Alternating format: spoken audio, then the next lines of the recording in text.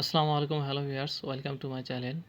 English learning পয়েন্টে আমরা বাংলাদেশ সম্পর্কে জানব। বাংলাদেশ একটা ওয়ার্ড।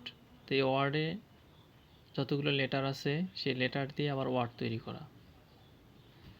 তো এখানে বাংলাদেশ প্রথমেই রয়েছে বি, বিতে ব্লাড।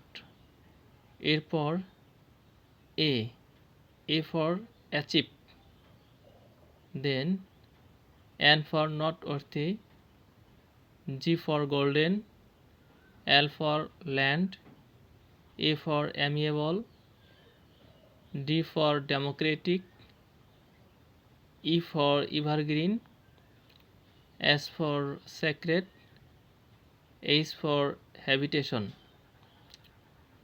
লাল সবুজের বাংলাদেশ। তো বাংলাদেশে এই ওয়ার্ডটিকে ইংলিশ লেটার দ্বারা আবদ্ধ। তো ইংলিশ লেটারগুলো দিয়ে আমরা আবার ওয়ার্ড মেকিং করতে পারি। যেমন বি ফর ব্লাড, ব্লাড অর্থ রক্ত। এ ফর অ্যাচিভ, অ্যাচিভ অর্থ অর্জিত। এন ফর নট অর্থী, অর্থ লক্ষণীয়, স্মরণীয়। জি ফর গোল্ডেন, অর্থ সোনালী। এল ফর ল্যান্ড, অর্থ ভূমি।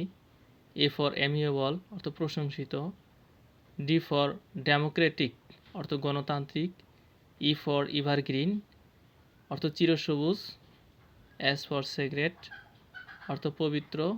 এইচ ফর হ্যাবিটেশন, অর্থ বাসভূমি। তাহলে আমাদের বাংলাদেশটা হচ্ছে রক্তে অর্জিত, স্মরণীয়, সোনালী ভূমি, প্রশংসিত, গণতান্ত্রিক, চিরসবুজ, পবিত্র, বাসভূমি। Thank you everyone, thank you patience hearing. আসসালামু আলাইকুম।